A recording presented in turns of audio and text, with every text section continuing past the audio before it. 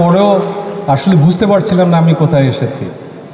তো স্যাররা বললেন যে আপনাদেরকে ভালো হতে হবে, ভালোভাবে পড়তে হবে, অনেক কিছু বলেছেন। আমি তো যে সমস্ত স্যাররা বলেছেন আমি তাদেরও ছাত্র, সো আমি তো ছাত্রদের মনের কথা বলবো।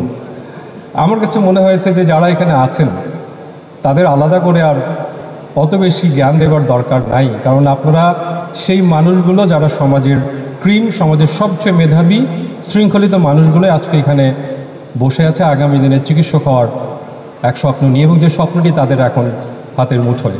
সো আমার পক্ষ থেকে, বাংলাদেশ ভাস্কুলার সোসাইটির পক্ষ থেকে আপনাদের জন্য অগ্রিম সাধুবাদ যারা চিকিৎসক হয়েছেন। তো আমার কাছে যেটা সবসময় মনে হয়েছে যে আজকে যারা এখানে বসে আছেন, আপনারা মেডিকেল কলেজে এসেছেন, আপনারা সবাই ফেসবুক অনেকেই ব্যবহার করেন। আপনাদের ফেসবুকে গেলে দেখবেন সবার একটা লেখা থাকে, নিজের কথা বলার একটা স্পেস আছে, অ্যাবাউট ইউ।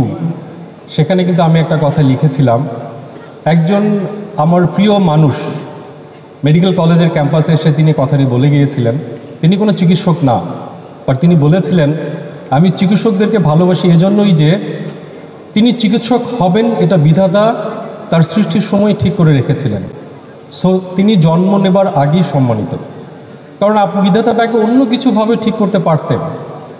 সো আমি সবসময় ফিল করি যে আপনারা যারা আজকে মেডিকেল কলেজ চান্স পেয়েছেন সেরকমই সৌভাগ্যবান, যারা চিকিৎসক হবেন এমনটাই স্রষ্টা আপনাকে আগে থেকেই চিন্তা করে রেখেছিলেন। So you are the so lucky person, আমার কাছে যেটা মনে হয়।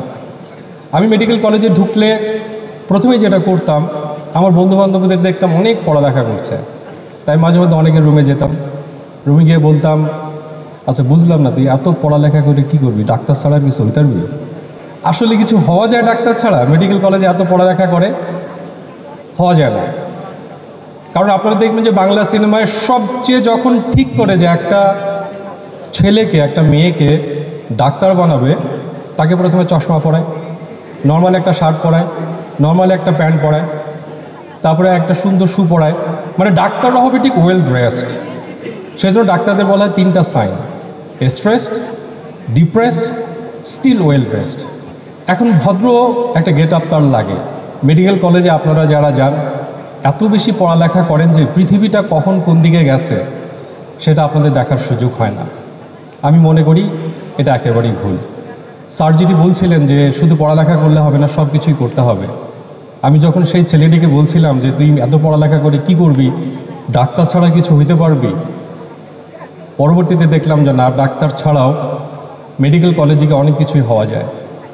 যারা মনে করে মেডিকেল কলেজ মানে শুধু পড়ার পড়া পড়ার পড়া আর কিছু নাই, আমি তাদের জন্য আমার ঢোলটা এগিয়ে দেই এবং সেই ঢোলটা আমি পেটাই। কারণ আমি দেখেছি মেডিকেল কলেজে পড়া অবস্থাতেই আমি সাংবাদিকতা করেছি, এবং বাংলাদেশের একমাত্র চিকিৎসক আমি যিনি চিকিৎসা চলা অবস্থাতেই Dhaka union of journalist, Bangladesh ঢাকার যে সাংবাদিক সমিতি আছে, আমি কিন্তু সেটার একজন রেজিস্টার্ড মেম্বার, অর্থাৎ officially I M A voter journalist. So যখন প্রেস ক্লাবে নির্বাচন হয় আমি কিন্তু সেটাতে ভোট দেওয়ার সুযোগ পাই। শুধু তাই না, আমি মেডিকেল কলেজ লাইফে 10টা লাইন মুখস্থ করে স্টেজে উঠতাম,